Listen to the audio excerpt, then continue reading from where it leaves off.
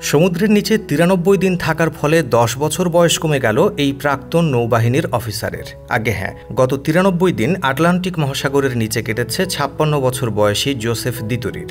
ইতোমধ্যেই পৃথিবীর ইতিহাসে সবচেয়ে বেশি দিন জলের নিচে থাকার রেকর্ড করে ফেলেছেন দিতুরি। মহাকাশে তো বহু মানুষই একা একা গিয়ে দিনের পর দিন থাকেন, কিন্তু অতল সমুদ্রের নিচে সম্পূর্ণ একা ৯৩ দিন কাটানো মুখের কথা নয়। কিন্তু শুরুতেই যে ১০ বছর বয়স কমে যাওয়ার কথাটা বললাম, সেটা কতটা সত্যি?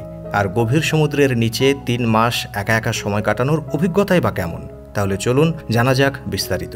একটা তথ্য জানলে চমকে যাবেন। আমাদের পৃথিবীতে যত মহাসাগর আছে তার তলদেশে ৮০% জায়গায় এখনও মানুষ পৌঁছাতেই পারেনি, এমনকি কোনো যন্ত্র পাঠানোও সম্ভব হয়নি। আগে হ্যাঁ, মানুষ চাঁদে পৌঁছে গেছে, মঙ্গলে রোবট পাঠিয়েছে, কিন্তু আমাদের নিজেদের গ্রহে থাকা সমুদ্রের তলদেশ সম্পর্কে ৮০%ই আমাদের অজানা। এবার সেই সমুদ্রের তলদেশ থেকে উঠে এলো এক যুগান্তকারী তথ্য।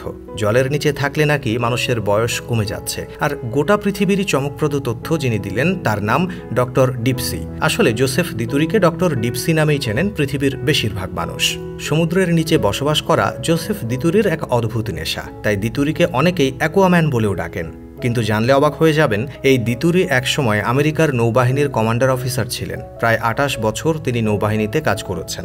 চাকরিতে থাকাকালীনই দিতুরি ভাবতে থাকেন, কোনো মানুষ যদি সমুদ্রের নিচে বসবাস করে তাহলে সমুদ্রের নিচে জলের প্রচণ্ড চাপে তার শারীরিক অবস্থার কি পরিবর্তন হতে পারে।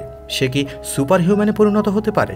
এই ভাবনা থেকেই চাকরি থেকে অবসর নেয়ার পর দিতুরি সবার আগে বায়োমেডিক্যাল ইঞ্জিনিয়ারিং নিয়ে পড়াশোনা করে পিএইচডি ডিগ্রি লাভ করেন। নানান গবেষণা করে দিতুরি বোঝার চেষ্টা করেন মানুষের শরীর এতদিন জলের তলায় থাকতে কি আদৌ সক্ষম। নানান পরীক্ষা নিরীক্ষা এবং গবেষণা হওয়ার পর অবশেষে ২০২৩ সালে জলের তলায় ৩০ ফুট নিচে বিরাট চেম্বার বানিয়ে সেখানে ১০০ দিন থেকে আসেন তিনি। জলের তলায় অতদিন থেকে সমতলে ফিরে আসার পর দিতুরি নিজের শরীরের উপর নানা পরীক্ষা নিরীক্ষা করে বুঝতে পারেন সত্যি অনেকটা পরিবর্তন হয়েছে তার শরীরে। আর এর কারণ জলের চাপ এবং শতভাগ বিশুদ্ধ অক্সিজেন ছাড়া হাইপারবারিক চেম্বারে এতদিন থাকা।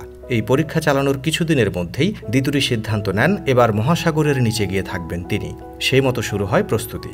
জোসেফ দিতুরি এবং তার দলবল নিয়ে তৈরি করে ফেলেন একটা আন্ডার ওয়াটার পল। এই আন্ডার ওয়াটার পলের মধ্যে গড়ে তোলা হয় হাইপারবারিক চেম্বার। সমস্ত কাজ গুছিয়ে নিয়ে এবছর ফেব্রুয়ারি মাসেই আটলান্টিক মহাসাগরের উদ্দেশ্যে একাই পাড়ি দেন দিতুরি। তবে তার শারীরিক অবস্থা, মানসিক অবস্থা পর্যবেক্ষণের জন্য বিশেষজ্ঞরা নিযুক্ত ছিলেন সবসময়। কিন্তু আশ্চর্য ঘটনা ঘটে ৯৩ দিন পর জোসেফ দিতুরি সমুদ্র থেকে ওঠার পর।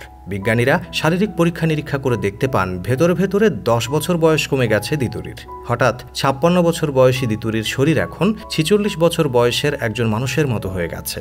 পাশাপাশি দিতুরির শরীরে কোলেস্টেরলের মাত্রা কমে গেছে, ডিএনএ সাংঘাতিক পরিবর্তন হয়েছে, আগের তুলনায় দারুণ ঘুমোচ্ছে এবং খাবার হজম হচ্ছে দ্রুত। এত কিছুর মধ্যে শুধু একটাই অবনতি হয়েছে দিতুরির, আর তা হলো দিতুরির উচ্চতা ১/২ ইঞ্চি কমেছে। দিতুরির এই ঘটনা প্রকাশ্যে আসতেই চাঞ্চল্য সৃষ্টি হয়েছে সারা বিশ্বে, কারণ বয়স কমানোর জন্য বড় লোকেরা কোটি টাকা খরচ করেন। এবার যদি সমুদ্রের নিচে মাস ৩ থাকলে এভাবে ১০ বছর বয়স কমানো যায়, তাহলে বড় লোকেরা ঝাঁপিয়ে পড়বে। দিতুরি নিজেও বলেছেন, যাদের সামর্থ্য আছে তাদের সপ্তাহ ২-১-এর জন্য হলেও সমুদ্রের নিচে জীবন কাটিয়ে আসা উচিত। চারিদিকে একটা অদ্ভুত শান্তির মধ্যে সপ্তাহ ২-১ কাটালে প্রতিটা মানুষ নিজের মধ্যে পরিবর্তন লক্ষ্য করবেন। তাহলে সমুদ্রের নিচে বসবাসকারী আশ্চর্য অভিজ্ঞতা নিয়ে আপনার কি মত, সেটা কমেন্টে জানাতে ভুলবেন না। সকলে ভালো থাকবেন, সুস্থ থাকবেন। Thanks for watching.